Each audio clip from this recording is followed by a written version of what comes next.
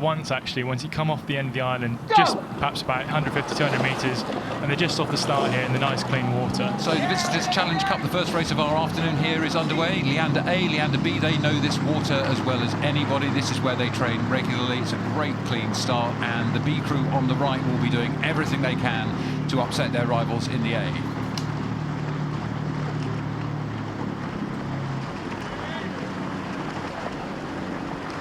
So as we come alongside them, this is now emerging from the shelter of the island. This is the danger point, isn't it, when the wind can hit from the side. Let's see if they manage that well. Yeah, absolutely. And both, I mean, it looks okay. And I guess another thing to realise as well is that this camera launch that we're seeing these beautiful pictures from, that actually creates quite a lot of wash too. So that's another challenge with this crosswind that these crews got to contend with. But actually, it doesn't seem to have affected these crews that much. You know, Leander Club got some brilliant coaches in Matt Beachy and Kieran Clark, and both crews seem to be rowing very well, and it looks pretty close so far.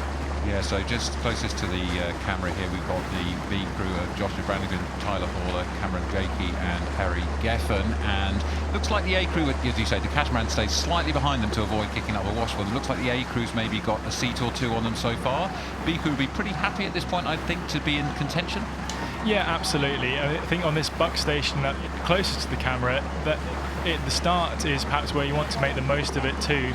Or at least limit the damage, because you're right in the middle of the stream. And in the middle of the race, the crew on the Burke station, the A crew, they're going to have to they're going to go into the middle of the stream later in the middle of the race, so they're going to have to defend that. Yeah, so if you're not familiar with the Henley course, we've got a beautifully straight 2,112 metres course with these posts. You can see the white posts and wooden booms floating between them, so it's super straight. But the river moves around it, so we're coming out now, you can see from this lovely shot looking back at Temple Island, coming up to a wider part of the river here, and it's been raining biblically since this morning, and actually last night as well, so there's more water coming down the river, and we're racing actually against the stream, so the crew on the left of the picture may well be facing a little bit more stream in the middle of the course. Yeah, perhaps. No, sorry. On the right of your picture, they'll be coming into a bit more stream in the middle of the course, and they'll be having less on the left. But on the at the end, that advantage turns round again, and perhaps that's a bit more of an advantage coming into a sprint finish. So really, if you're on the left of your picture in that station, you want to be up at that point. But we can see the Leander A crew really making the most out of that start, and moving very well indeed. I think you're absolutely right. The A crew will want to be clinical about this, and they ought to know their speed advantage over the B crew, and it looks to me like they have got into a lovely long looping race rhythm here. So that's the A crew of Bruce Turnell at bow, Josh Bozeman Jones at 2, Peter Lancashire at 3 and Calvin Tarzi at stroke. Tremendous experience through that crew, Angus. Absolutely, they got some multi-world under 23 world champions in that. Josh Bozeman Jones in the 2 seat I know particularly well. I rode with him during my time at Oxford, and he's a fantastically gifted technical rower. But all these guys, you know, some of them being at American unis, just coming back to row at Leander, and wanting to win the Visitors Challenge Cup. Yeah, absolutely, and one of the things you're looking for in these Coxless fours is it quite a technical boat, isn't it? Because there's a little bit more instability.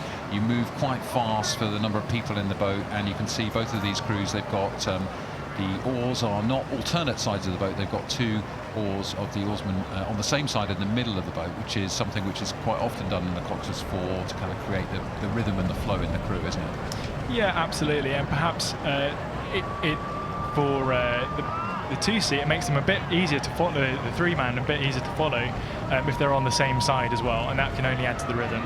But I'm really impressed with the Leander B crew as well. They look like they're rowing really sharp, and actually this is an under 23 combination, which hasn't been selected yet, but I'm sure they'll be wanting to impress in this race and perhaps guarantee their selection for Angus, I totally agree. I think you called it right. Look, the B crew has just started to push back on that. It's hard to judge in the middle of the course, but they have got pretty much that overlap, so critical to feel that you're still connected to the A crew. So the A crew were sort of sitting on their lead, perhaps rather comfortably for a little while, and the B crew have said, no, it's not over yet. Let's just have another go at this. Let's see what we can do to rattle them. And the B crew are really attacking, aren't they? Yeah, absolutely, and that's actually, you can see they're coming back together slightly a bit here. I think the B crew have just adjusted their steering slightly, coming over back towards the booms again. But like you're saying, it's important for that B crew to put the A crew under as much pressure as possible and try and force a mistake out of them, because that's how they're going to win. Yeah, well spotted there. I think you saw the B crew on the right of the picture just sort of swerve into the centre of it and swerve back, and that's actually a little bit expensive. Not just the extra distance, but putting on the rudder can slow the boat down, and that can be a bit of a challenge for them. And that B crew there is steered from bow. Both crews actually are steered from the bow seat, so Josh Brannigan's taking control of that, but that's given the A crew a chance to reconsolidate, hasn't it, as they're coming into the third quarter of this race. Absolutely, and I have to say, just watching the steering of Bruce Taylor and that A boat, it's been absolutely fantastic so far, straight as a die, and I'm sure he'll keep that up until the finish. Yeah, so this is what the A crew would want to be doing in this race, isn't it? They were just slightly overlapping. You can see as you look behind that 1 and 2 in red, showing the position at the halfway marker at Forley, and the A crew just want to be pushing on and breaking away to clear water over the B crew now in the second half of the course, but not doing too much because their eyes will be on the final tomorrow. Yeah, absolutely. They're going to have one of either Oxford Brookes and Taurus or Brown University, which I'm really looking forward to later on in the session.